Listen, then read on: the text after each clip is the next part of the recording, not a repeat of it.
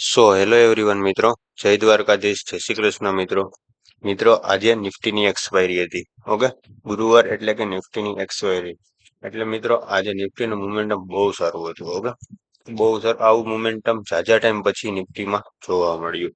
આનું કારણ હતું કે માર્કેટમાં થોડીક ન્યૂઝ છે.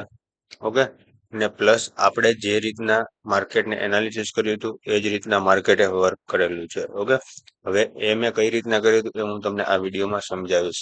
મિત્રો, જો તમે અમારી ચેનલમાં નવા હોય તો તમે ચેનલને સબસ્ક્રાઇબ કરી શકો છો અને વિડીયોને લાઈક કરી શકો છો. ઓકે મિત્રો, હવે વાત આવી કે હું તમને કેટલા દિવસથી કહેતો હતો કે માર્કેટ ડાઉન ટ્રેન્ડમાં છે. ઓકે, આપણે એક દિવસના ટાઈમ ફ્રેમ પર એનાલિસિસ કર્યું હતું કે અહીંયાથી આપણે એનાલિસિસ કર્યું હતું કે માર્કેટ ડાઉન ટ્રેન્ડમાં છે.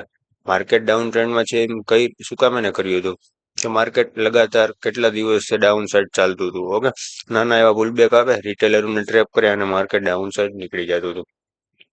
હવે ડાઉન સાઈડ ક્યાં સુધીનો ટાર્ગેટ આપણે રાખ્યો હતો?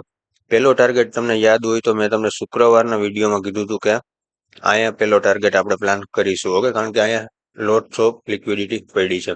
આ બધા બાયર્સ, આ બધાની લિક્વિડિટી માર્કેટ અહીંયા લેવા આવવાનું હતું. શું કામ એને?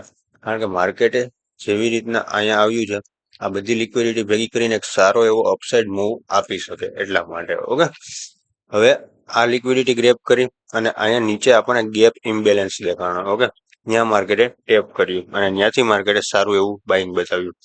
હવે મિત્રો, આજની વાત આવી તો આજે માર્કેટે કઈ રીતના વર્ક કરેલું છે જુઓ. માર્કેટ કાલે નીચે ક્લોઝ આવ્યું હતું, કાલ ડાઉન સાઈડ ક્લોઝ આવ્યું હતું. હવે આજે માર્કેટે શું કર્યું છે? ગેપ ડાઉન ઓપનિંગ આપી, પછી નાનું એવું શાર્પ બાઇંગ બતાવીને માર્કેટ ડાઉન સાઈડ નીકળી ગયું. હવે આ એક એવી જગ્યા હતી એક દિવસના ટાઈમ ફ્રેમમાં, આ એક એવી જગ્યા હતી કે જ્યાંથી માર્કેટમાં બાઇંગ આવી શકે એવું હતું. ઓકે, શું કામ એને? કારણ કે અહીંયા માર્કેટમાં ગેપ ઇમ્બેલેન્સ છે અને કેટલા ટાઈમ થયા છે ગેપ ઇમ્બેલેન્સ. ઓકે, એટલે આ ગેપ ઇમ્બેલેન્સ છે ત્યાંથી માર્કેટમાં બાઇંગ આવી શકે છે. એટલે તમારે મગજમાં સિમ્પલ એક જ વસ્તુ રાખવાની કે માર્કેટ જ્યારે પણ આ ઝોનમાં આવે છે, ઓકે, આ ઝોનમાં આવે છે તો ત્યાંથી શાર્પ બાઇંગ આવી શકે છે. પણ આજે તો બહુ સારી એવી બાઇંગ આવી ગઈ, પણ આપણે શાર્પ બાઇંગ રાખવાની છે. ઓકે, કારણ કે માર્કેટ આ ગેપ ફીલ કરશે. ઓકે, ક્યારે કરશે એ તો માર્કેટને ખબર, પણ આ ગેપ ફીલ કરશે. પ્લસમાં માર્કેટમાં ન્યૂઝ પણ છે, ટેરિફના ન્યૂઝ છે, પ્લસ મોનિટરી પોલિસી કાલ ગઈ. આ બધી ન્યૂઝ હતી એટલે હું માર્કેટથી દૂર રહું. ઓકે, ન્યૂઝ વાળું માર્કેટ હું ટ્રેડ કરતો નથી, કારણ કે હું એસએમસી આઈસીટી ટ્રેડર છું. ઓકે, એસએમસી ટ્રેડર હોય ને એ ન્યૂઝમાં પછી કાંઈ ઇમ્પેક્ટ કઈ રીતના માર્કેટ વર્ક કરે એ આપણને ખબર ન પડે. ઓકે, કારણ કે જેવી ન્યૂઝ એ પ્રમાણે માર્કેટ રહે. એટલે ન્યૂઝ હોય ત્યારે હું માર્કેટથી દૂર થઈ જાઉં છું.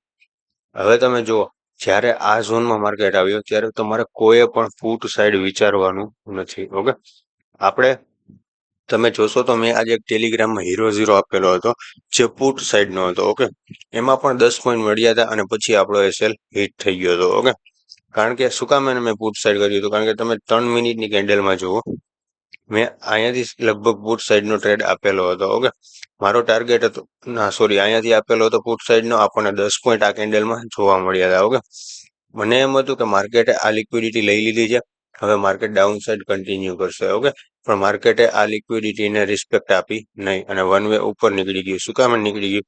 કારણ કે એ એક દિવસના ટાઈમ ફ્રેમમાં એક વોલ્યુમ ઇમ્બેલેન્સને ટેપ કરીને માર્કેટ નીકળ્યું છે. અહીંયાથી બહુ સારું એવું બાઇંગ આવી શકે એમ હતું માર્કેટમાં. ઓકે, તો મિત્રો, આવી રીતના જો એસએમસીમાં માર્કેટમાં એનાલિસિસ થાય છે. ઓકે, આપણે રોજ કરીએ છીએ એનાલિસિસ, આપણી ટેલિગ્રામ ચેનલમાં પણ આવે છે. મિત્રો, તમે જો નવા હોય અમારી ચેનલમાં તો તમે ચેનલને સબસ્ક્રાઇબ કરી શકો છો અને વિડીયોને લાઈક કરી શકો છો અને આપણી ટેલિગ્રામ ચેનલને પણ ફોલો કરી શકો છો. ઓકે, તો મિત્રો મળીએ નેક્સ્ટ વિડીયોમાં. વિડીયો કેવો લાગ્યો એ કોમેન્ટ સેક્શનમાં જણાવજો. ઓકે, મળીએ નેક્સ્ટ વિડીયોમાં. જય દ્વારકાધીશ, જય શ્રી કૃષ્ણ મિત્રો.